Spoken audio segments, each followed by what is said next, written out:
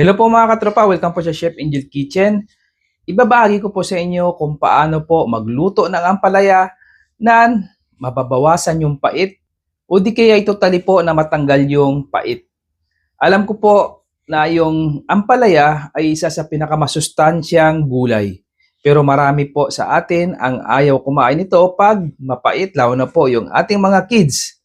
So sa video po ito, magsishare po ko sa inyo ng 3 pamamaraan kung paano po ito lutuin nang hindi po masyadong mapait. So guys, without further ado, magluto na po tayo. Guys, for this episode, gagamit po tayo ng 3 ampalaya. So mas maganda po yung ganito kalaking ampalaya. Ito po ang ideal na hindi po masyadong mapait. Damo po na maliit po yung ampalaya, ito po ay mapait. So guys, hindi ko na po ito ipapakita sa inyo kung paano ko po ito hiwain. So ipapakita ko na lang po sa inyo yung procedure para po mabawasan o matanggal yung pait nitong ating ampalaya. So guys, makakatulong po sa pagtanggal po o mabawasan yung pait ng ating ampalaya pag ito po yung ating kinutsara sa loob. Yan. Gagamit po tayo ng kutsara para matanggal po ang kanyang mga buto. At kung maaari po ay kuskusin po natin, tanggalin po natin yung pinakaputi sa loob. Yan po yung tinatawag na white pit. Diyan po nanggagaling yung bitterness po, yung pait ng ampalaya. Yan. Hanggat maaari po, ito po ay ating malinisan. Kuskusin po natin yan. Yan. Pag malinis na po siya, tsaka po natin ito hiwain. Okay? So mga katropa, after po natin malinis yung ating ampalaya, ito po ay ating hiniwa ng maninipis at hinati po natin ito sa 3 parte dahil 3 procedure po yung ating gagawin. So mga katropa, yung una po natin gagawin, ito po ay tinatawag na blanching technique. Maglagay na po tayo ng asin sa tubig. Tunawin po natin ito at ito po ay ating takpan at pakuluin. Pag kumulo na po yung ating tubig, ilagay na po natin yung ating ampalaya. Ito po ay ating pakuluan ng 30 seconds hanggang 1 minute. Ang technique po na ito ay makakatulong para mabawasan ang pait, manatiling bright green ang kulay, mapanatili ang texture, at ito ang madalas na ginagamit sa mga restaurant cooking. After 1 minute po, ito po ay ating tanggalin at i-drain po natin ito.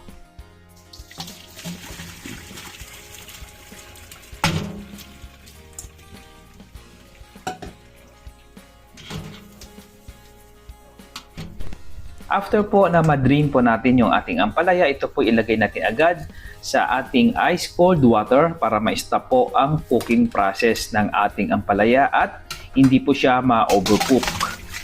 And then i-drain po natin at hayaan po natin na matuyo ang ating ampalaya. Yung ating second procedure, ito po tinatawag na brine solution o paglalagay ng asin sa tubig. After po natin na matunaw yung asin, ilagay na po natin yung ating ampalaya at ibabad po natin ito ng 10 to 15 minutes at pagkatapos nito, ito po ay ating banlawan. Yung pangatlong procedure po natin, ito po ay paglalagay ng asin at paglamas at pagpiga. Maglagay lang po tayo ng about 1 tablespoon na asin. Ibabad po natin ito ng 10 to 15 minutes bago po natin ito lamasin at pigaan. Kailangan po malinis po ang ating kamay para hindi po makontamina yung ating piniprepare na pagkain. Sa pamamaraan pong ito, malaki po ang posibilidad na matanggal po ang sustansya ng ampalaya dahil ito po ay ating pipigaan para matanggal po ang pait nito. Kailangan po na hindi po masyadong madami yung iyong ilalagay na asin dahil hindi na po natin ito hugasan after po natin ito mapigaan.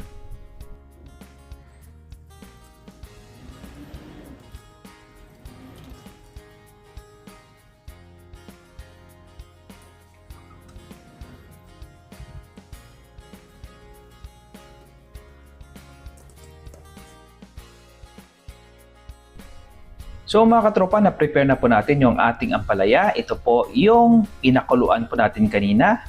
Ito pong procedure 1. Yan na po itsura niya after po natin mapatuyo. Ito naman po yung binabad natin sa brine solution.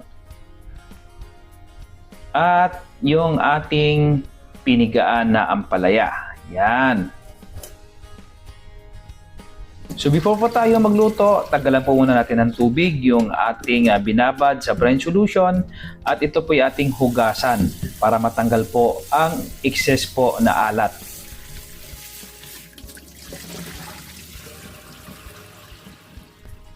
So guys, iisang luto lang po yung gagawin natin sa lahat po ng ating ampalaya. Ito po ay igigisahin natin sa bawang, sibuyas, kamatis at lagyan po natin ito ng itlog. And after po natin maluto lahat yung ating ampalaya, titikman po natin yan isa-isa para masabi ko po kung ano po ang pinaka-effective way kung paano tanggalin yung pait ng ating nilulutong ampalaya.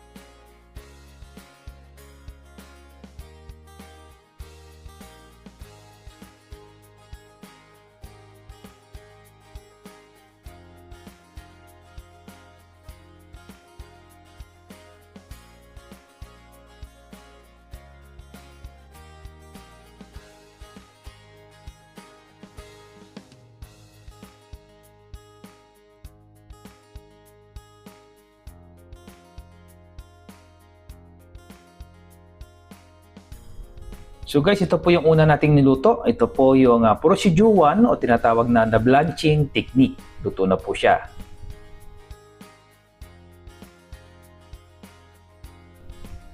Ito naman po yung procedure 2, yung ibinabad po natin sa brine solution o yung tubig na may asin.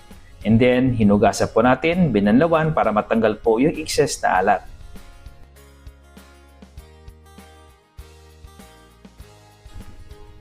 At lastly, ito po yung procedure 3. Ito po yung nilagyan natin ng asin. And then, nilamas po natin at pinigaan. Yan.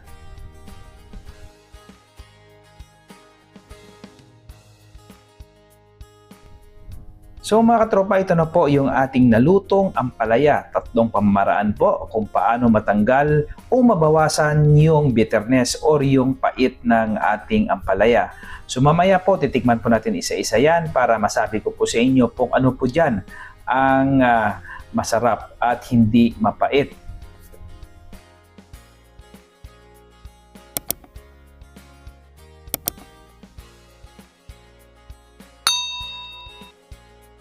So guys, naluto na po natin yung tatlong pamamaraan natin kung paano po natin lutuin ang ampalaya na mabawasan or tanggalin yung pait. So guys, ito na po, naluto na po natin. Isang luto lang pong ginawa natin.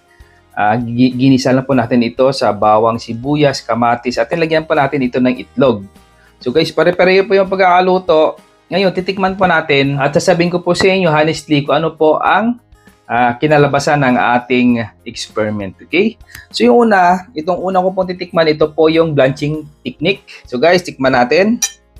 So importante pala na kailangan huwag po natin i-overcook yung ating niluluto. Mas maganda po, medyo crunchy pa po siya. So guys, tikman po muna natin. Ito po na ating titikman is yung tinatawag na blanching technique. Okay.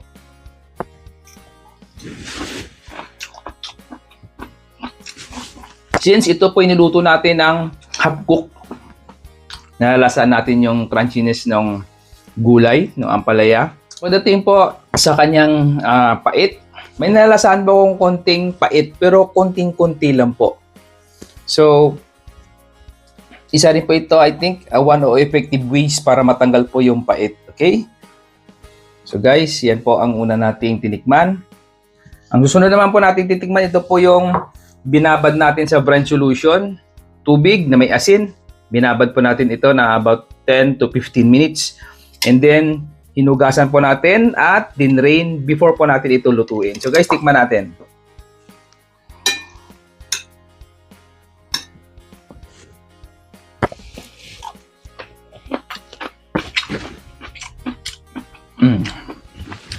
Yung crunchiness niya po mga katropa, andoon pa rin. Pagdating sa kanyang pait, na-retain po niya yung pait about siguro nasa 50 to 40%. Nabawasan na po siya pero hindi po totally natanggal yung kanyang pait. Comment kayo below kung ano po yung mga technique na gusto nyo pong lutuin sa inyong mga ampalaya. So guys, ito po yung pangalawang technique natin. Nabawasan po siya ng 40 to 50% when it comes po sa bitterness at pait nitong ating ampalaya. So lastly, yung ating aking titikman, ito po ang binabad ko muna sa asin, nilamas, at pinigaan. Okay, tikman po natin mga katropa.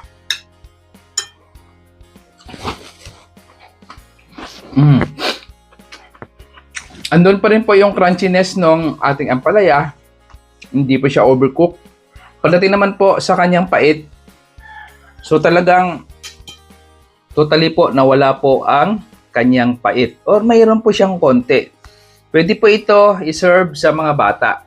Ito po yung ideal na ibigay sa mga bata kasi hindi po ito masyadong mapait. Compare po ito sa dalawang niluto ko kanina. So guys, I want to remind you na totoo po yung mga comment nyo sa akin na mawawala po talaga ang sustansya ng ampalaya pag ito po'y piniga. Totoo po yan. Pero yung video po na ito po'y ginawa ko kasi meron pong mga tao na ayaw talagang kumain ng ampalaya kung ito po'y mapait. Katulad po ng mga kids natin, iba po, katulad po sa asawa at anak ko po, hindi po sila totally kakain ng ampalaya kung hindi ko po ito gagawin. At comment below din po kayo kung ano po yung mga technique na ginagawa niyo kung paano po kayo magluto ng ampalaya. So again, kung bibigyan ko po ng grading kung alin po dito ang hindi mapait. Ito po yung una. Ito po yung piniga. Ito pong nilamas ko sa asin, piniga at niluto. Ito po ang wala po masyadong pait. Pangalawa, itong blanching technique. Pinakuluan po muna natin ito sa kumukulong tubig na may konting asin, 30 to 40 seconds. Okay? At yung medyo mapait pa siya, na-retain niya pa po ang about 50% na kanyang pait. Ito pong binabad natin sa tubig na malamig na mayroong asin. So guys, sana po nag-enjoy kayo. Ako po si Chef Angel nagsasabi sa inyo, mag-ingat po kayo palagi and God bless!